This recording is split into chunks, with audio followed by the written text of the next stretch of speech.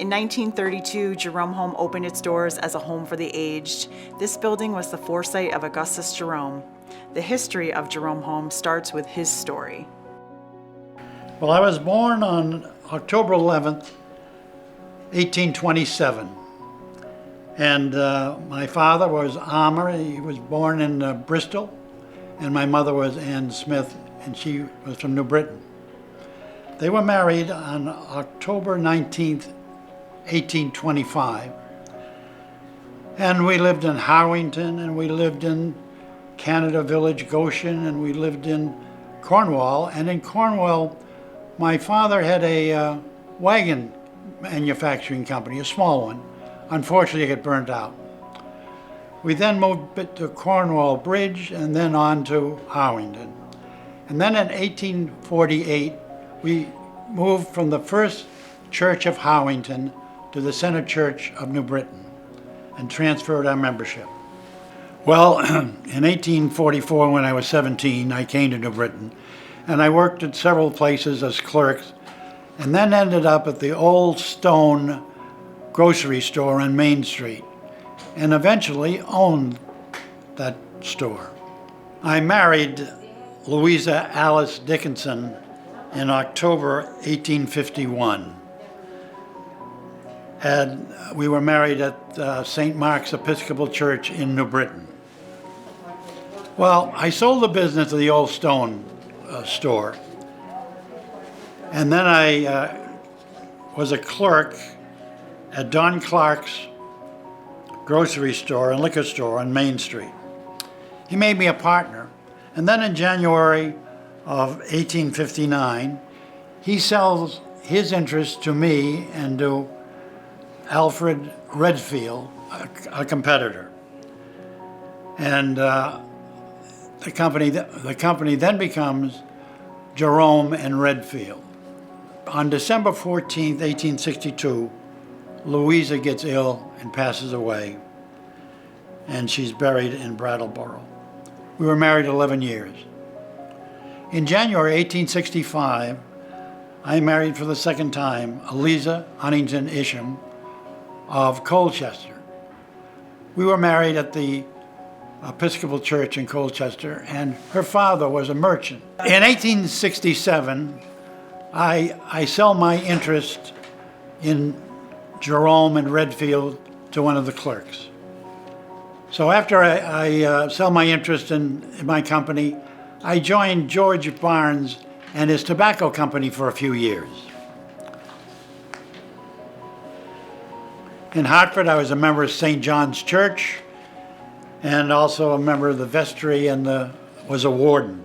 I was also a director of the Weed Sewing Machine Company, and I continued in that position until February of 1877, when I was getting ready to relocate to Louisville, Kentucky. My wife and I relocated to Louisville, where I started to work for my brother-in-law at his distillery and bourbon manufacturing company.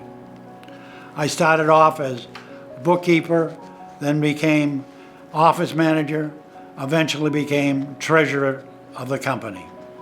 We were very active in Louisville, and I spent a lot of time with a local orphanage and also with an old person's home.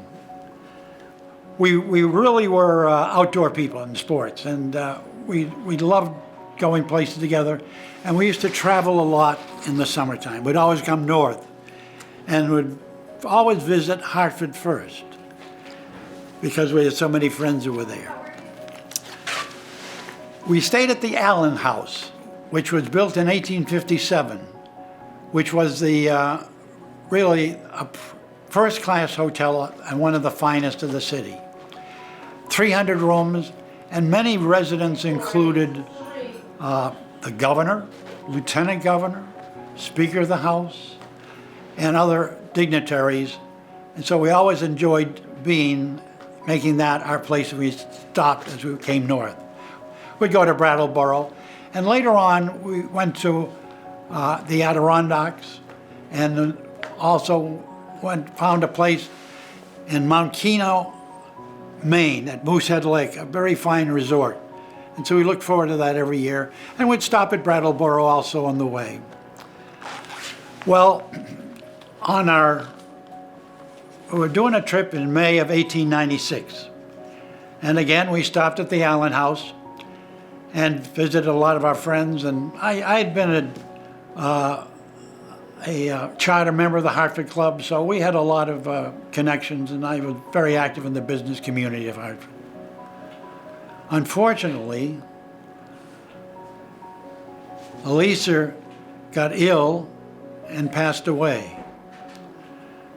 And at that point, we'd been married 31 years, and it was really a great loss to me. And she was eventually buried in Brattleboro, Vermont.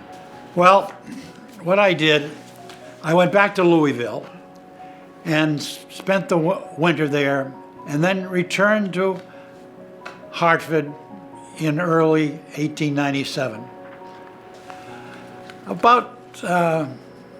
I tried in 1901 to go back to Mount Chemo and Moosehead Lake just to see how things were, and it was never the same without her. And then I fell ill.